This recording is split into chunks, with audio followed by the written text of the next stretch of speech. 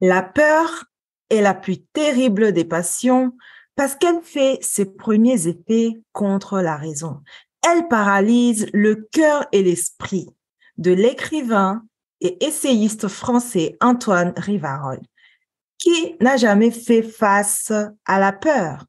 Vos enfants leaders n'y échapperont pas. La peur des inconnus, la peur d'échouer, ses examens scolaires, la peur d'être séparé de ses parents, la peur des bruits inconnus, surtout pour les enfants en bas âge, la peur du noir, c'est par exemple le fait de dormir dans une chambre non éclairée, la peur de ne pas être aimé par ses propres parents, la peur de décevoir ses parents, la peur de parler en public, et ici, on pense à nos enfants scolarisés. La question ici, c'est est-ce que vos enfants ont-ils déjà fait face à l'une ou plusieurs de ces peurs? Ces peurs peuvent paralyser l'enfant et l'empêcher de libérer son plein potentiel ici et maintenant. Comment pouvez-vous l'aider à dépasser sa peur avec courage?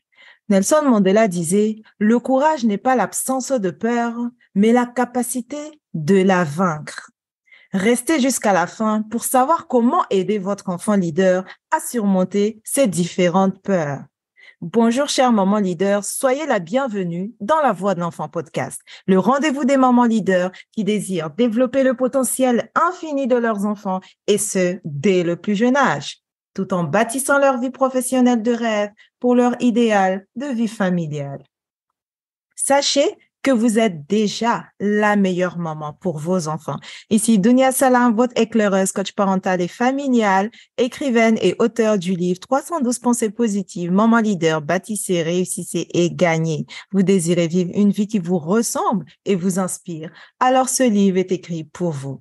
Ma mission est d'accompagner des mamans leaders ayant choisi d'emprunter le chemin de leur destinée à restaurer leur relation mère-enfant, à expérimenter une parentalité sereine et à guider leurs propres enfants à libérer leurs dons et talents innés afin qu'ils deviennent tout simplement des leaders responsables et épanouis. Oui, vos enfants sont les leaders de demain. Ce sont eux qui vont diriger nos sociétés demain. Alors, autant s'y prendre très tôt et les préparer pour cette grande responsabilité. Et le processus de transformation commence bel et bien par vous, parents. Sommes-nous d'accord? Nous sommes à notre 32e épisode, la saison 2 dédiée à la libération du potentiel infini de vos enfants. On dit souvent que derrière notre peur se trouve un trésor qui ne demande qu'à être découvert. La veille du 14 juillet, les avions de chasse sont passés au-dessus de chez nous. Mon fils, qui jouait à l'extérieur, a eu très peur du bruit assourdissant de ces avions. Qui n'aurait pas pris peur? Depuis, il refuse catégoriquement de sortir de la maison. En tant que parent, comment gérer ce type de situation?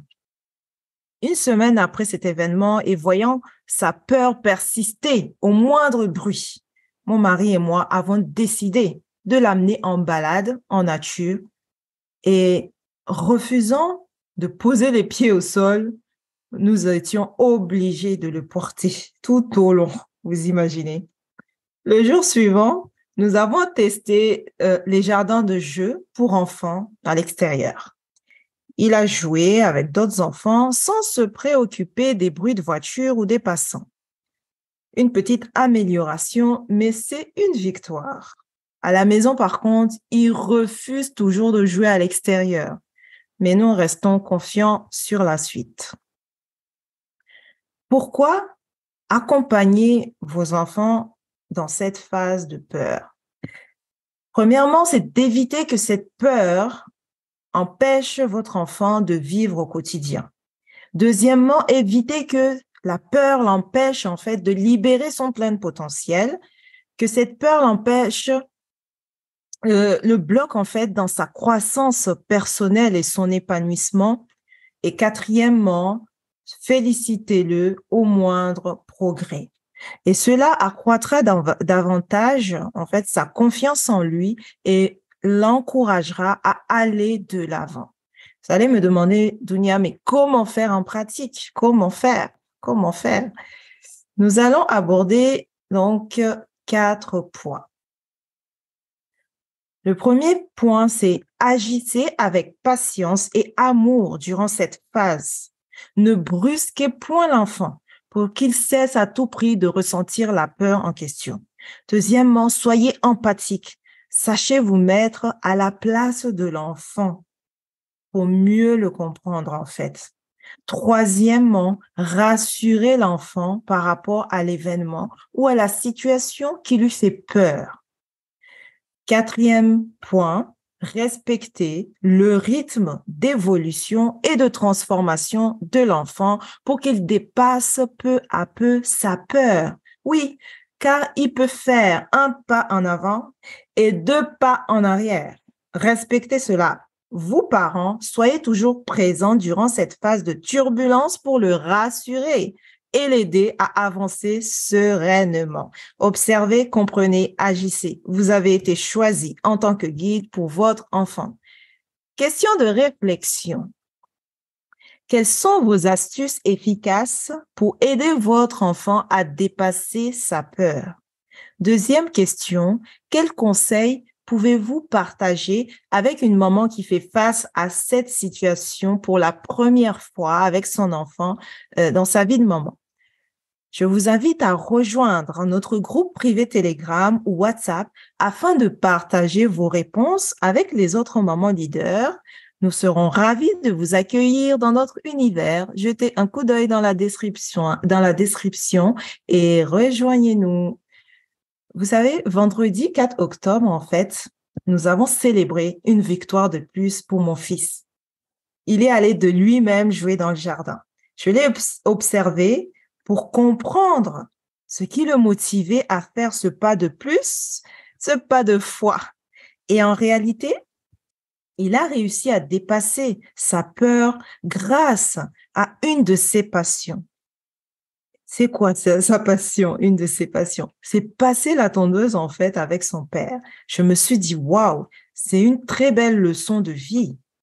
Voilà de quoi est capable l'être humain lorsqu'une chose est tellement importante à ses yeux, lorsque cette chose a de la valeur pour lui.